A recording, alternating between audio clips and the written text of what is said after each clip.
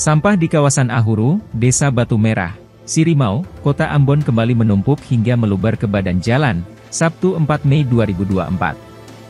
Lokasi yang kerap jadi langganan tumpukan sampah itu sudah berulang kali diangkut petugas.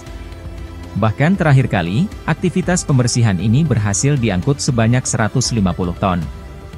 Pantauan tribunambon.com di lokasi pukul 17.30 WIB, sampah berserakan hingga mengganggu kenyamanan pengguna kendaraan yang melintas. Beberapa kendaraan roda 4 yang melintas dari dua arah berlawanan harus saling menunggu. Dedi, salah seorang warga yang melintas pun mengeluhkan hal tersebut.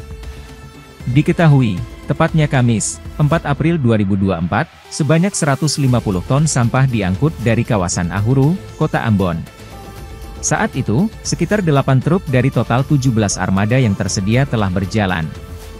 Pada pengangkutan bulan April tersebut, jalan sekitar harus ditutup lantaran banyaknya truk pengangkut sampah.